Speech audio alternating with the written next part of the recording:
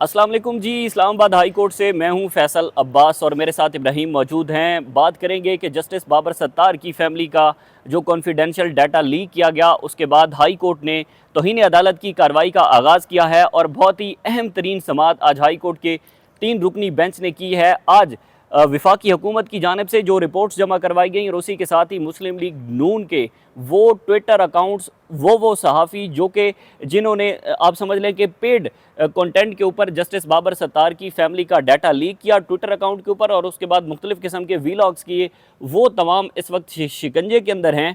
और आज जो रिपोर्ट्स अदालत के अंदर जमा करवाई गई हैं उनमें बड़े खौफनाक इंकशाफात हुए हैं। कहाँ कहाँ पर FIA की जो रिपोर्ट्स हैं वो झूठ बोल रही हैं, वो भी हम इस वीडियो के अंदर आपको बताएंगे और आपको बताएंगे कि किन किन अकाउंट्स की शनाख्त FIA नहीं कर सकी या जानबूझकर FIA ने नहीं की। बेसिकली हाई कोर्ट का 3 रुकनी बेंच है जिसमें जस्टिस मोहसिन अख्तर कियानी, जस्टिस तारिक महमूद जहांगीरी और जस्टिस सरदार इजाज़ इसाक खान इसकी समाअत कर रहे हैं। और आज FIA की जानिब से और दूसरी जानिब जो अपना साइबर क्राइम विंग है उसकी जानिब से आज अदालत के अंदर रिपोर्ट्स जमा करवाई। इसमें दिलचस्प बात यह है कि एक्स को एक जस्टिस बाबर सत्तार की हाई कोर्ट की जानिब से एक ख़त लिखा गया था वज़ारत दिफा के तवस्सुत से। वो ख़त ये था, इब्राहिम बेसिकली उसी ख़त से आगाज़ करते हैं। बेसिकली ख़त जस्टिस बाबर सत्तार की जो फैमिली है उनका डाटा जो है वो कॉन्फिडेंशियल डाटा लीक हुआ।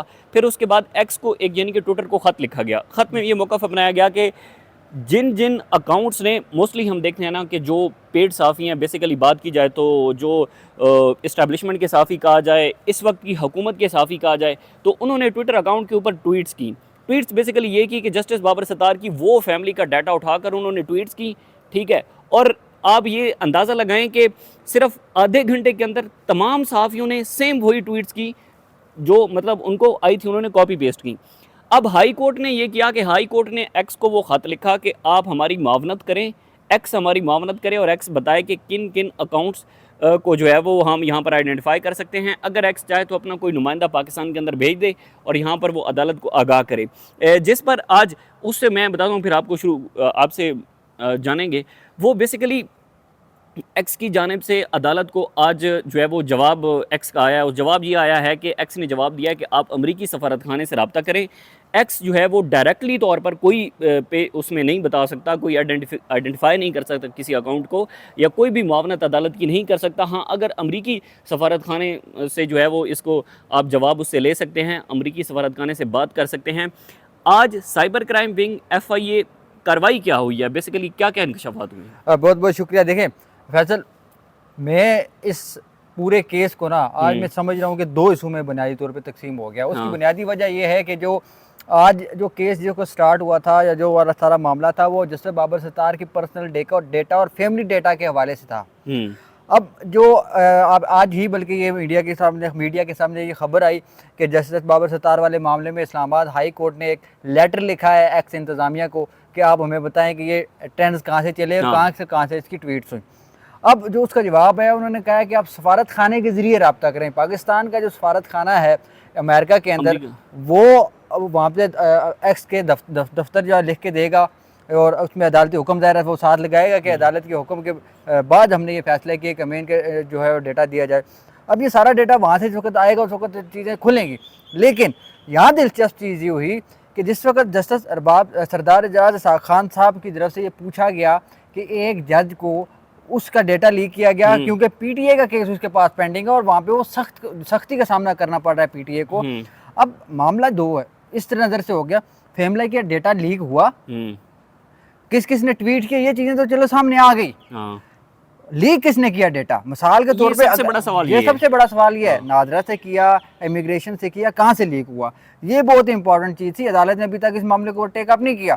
सिर्फ ये चीज़ें मालूम हुई हैं कि ये जो ट्वीट्स किसने किए, हैशटैग किसने यूज़ किए और कहाँ से हुई। आज जो रिपोर्ट दी गई, अब रिपोर्ट के ऊपर आ जाते हैं। रिपोर्ट के अंदर क्या था, रिपोर्ट जो डायरेक्शन दी गई थी गुज़िश्ता समाअत के दौरान जस्टिस मोहसिन अख्तर कियानी साहब की या इन तीनों जजेस की जानिब से कि रिपोर्ट पेश करें, क्योंकि पहले वज़ारत दफ़ा ने एक रिपोर्ट दी जिसको मुस्तरद कर दिया। अब वहाँ पे FIA की तरफ से रिपोर्ट एक पेश की गई जिसके डायरेक्टर जो साइबर क्राइम विंग थे, उन्होंने आके अपना सारा जो एक प्रेजेंटेशन थी स्क्रीन के सामने कंप्यूटर के ऊपर उन्होंने बताई, प्रोजेक्टर के ऊपर उन्होंने सारी चीज़ें चलाई। बल्कि जस्टिस मोहसिन अख्तर साहब ने पूछा भी कि ये इतना एहतमाम किस चीज़ का हुआ, फिर उन्होंने कहा कि ये टेक्निकल जो स्टाफ है FIA का, उन्होंने एक किस्म की असाइनमेंट जो है वो लाई है, प्रेजेंटेशन जो है वो देंगे।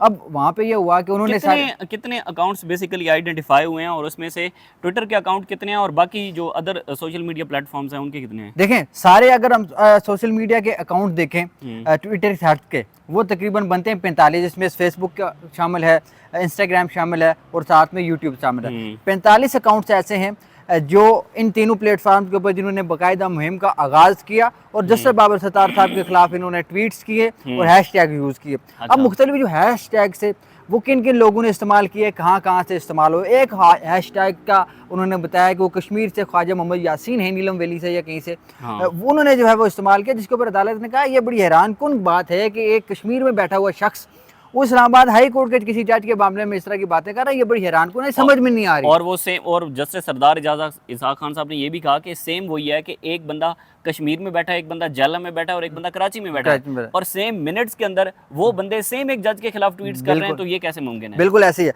अब हुआ ये यहाँ पे जो जिस वक्त वो ट्वीट्स वगैरह मामला हुआ, फिर एक नई जो है वो स्लाइड सामने आई जिसके अंदर लिखा गया कि जो हैशटैग यूज हुए उनके अंदर 39 अकाउंट है बुनियादी तौर पे, जिसके ऊपर जो है वो 10 अकाउंट जो है वो नादरा की तरफ से आइडेंटिफाई किए गए हैं। वो बाद में आपने देखा कि जो आइडेंटिफिकेशन हुई थी जिन अकाउंट्स की, उसका ID कार्ड नंबर, वालिदैन का नंबर और उनका जो साथ साथ वो वाला डेटा था, एक्स हैंडल का जो यूज़र नेम था, वो भी पूरा एक प्रेजेंटेशन के अंदर, एक स्लाइड के अंदर सारी चीज़ें वो बताई गई थी।